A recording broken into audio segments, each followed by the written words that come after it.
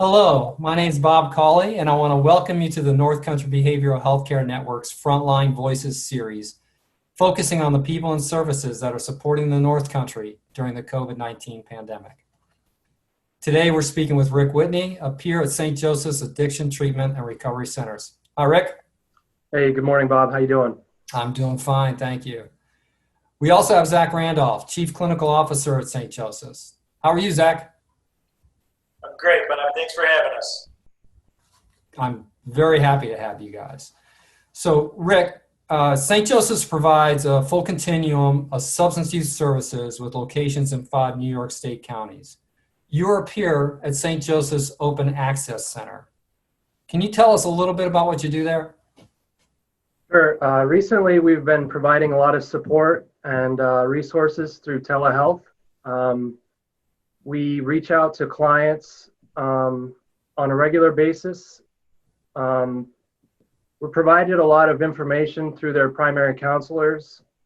Most recently, we want to make sure that we're staying connected.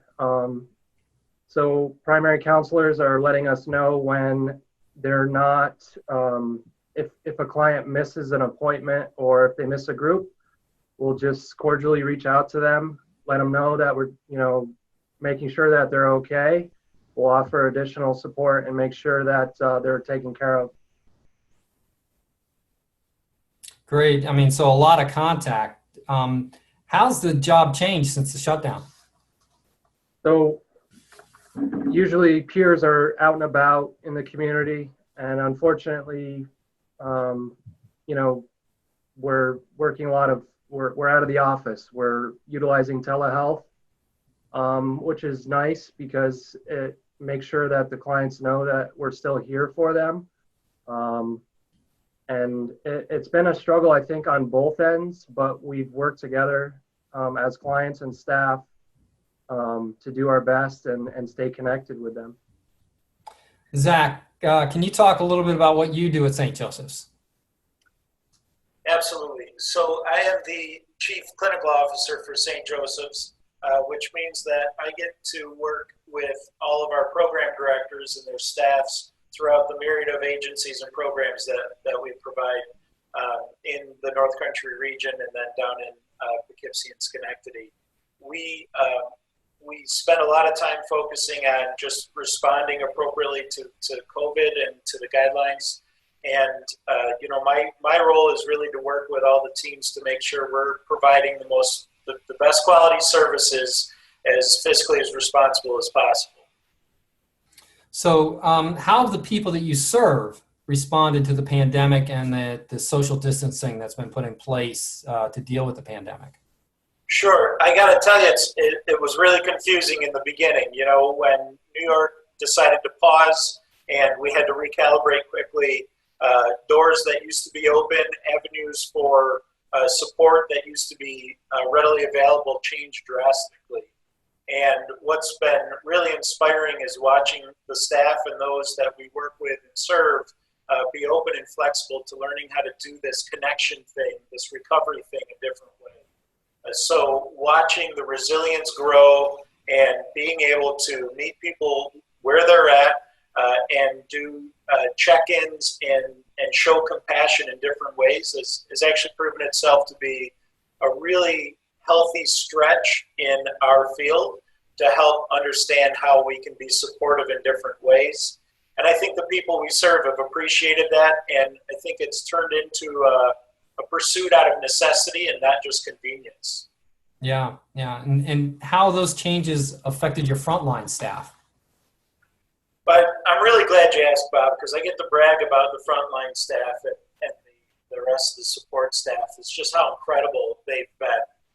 Watching the amount of changes that have happened since we were informed of COVID-19 and just how many different processes and protocols we've had to change to create some safety and necessary precautions, and watching the staff rally around creating a safe environment that people continue to want to receive care at and come into out of the dangers of their current geographic location.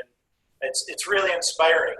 So I think, we have more people working remotely than we ever knew we could possibly. But that's actually been exciting for us. I feel like that is going to be a strong opportunity for us to help get eclectic with our practices, to continue to keep the workforce engaged and retained. And I think that it's also allowed them to be as human as the rest of the communities around them, so they can take care of their families and their children and be home for school and what they need to do. So I think we've done a great job of being a support to a group of people that are passionate about creating opportunity to provide care. Yeah, a lot of adjustments by everyone. Rick, can you tell us about some of the successes that you've seen during the crisis? What's going well with your clients? Well, how quickly they adapted to, being able to come in the clinic for services compared to telehealth services. One of the major struggles a lot of clients have is transportation. So I anticipate that a lot of these services being provided through Zoom or however via telehealth are here to stay. So that's gone really well. Being able, initially, we just needed to figure out how we were going to stay connected. And once we figured that out, once the clients were on board, we've been able to give them all the resources that we normally do, just telehealth.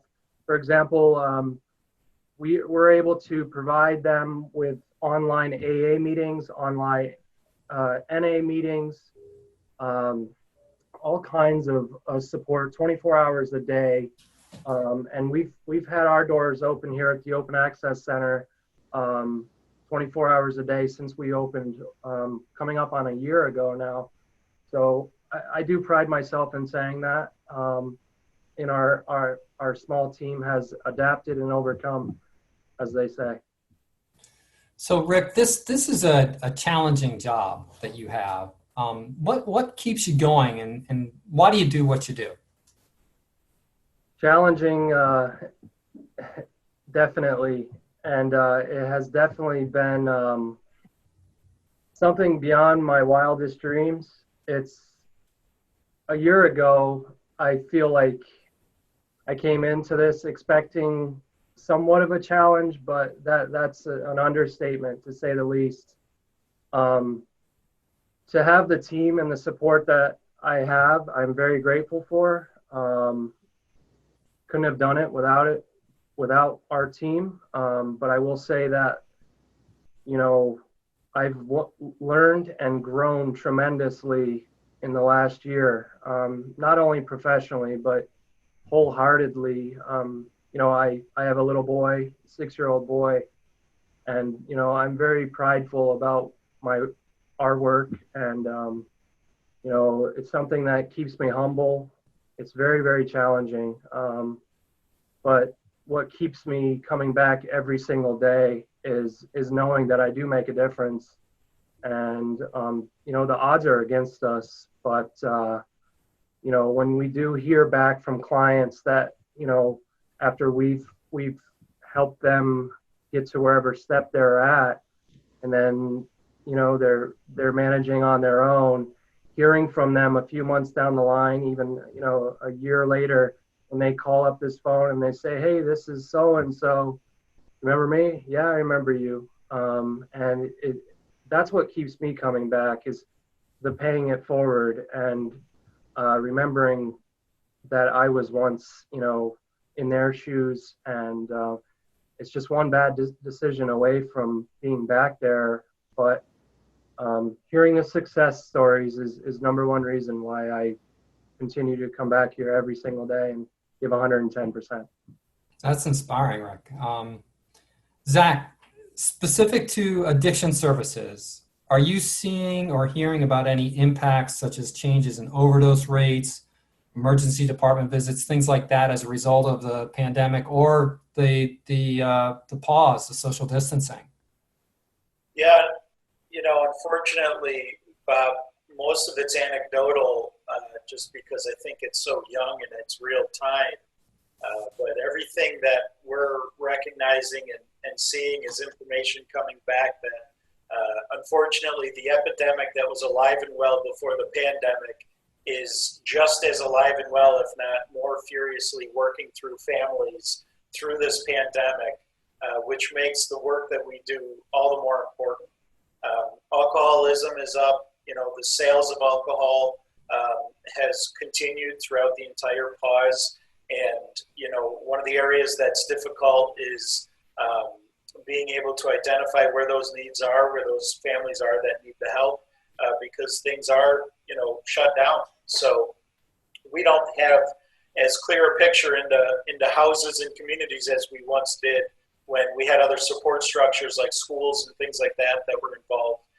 So I think the risk is higher now. The rate of unemployment is a direct correlation to the amount of substance use and increase that's happening. One of the areas that I think is important regionally to take into consideration is the increase in the amount of meth that's being produced and overdoses that are happening. So the drugs of choice continue to be the same and grow. So I do think that there's a lot of concern, and we don't know what it looks like right now, but I'm sure that when we get on the other side of what this pause and unpause looks like, there's more work to be done than before we started. Wow. So Rick spoke very eloquently about this, but I'd like to hear from you too about why you got into this work. Rick's perspective of paying it forward, I think, is a really, I don't know how you can argue with that, because when you get to see a couple of the individuals fight and you get to be a small part of that, there's not much more that can fill you with a sense of gratitude.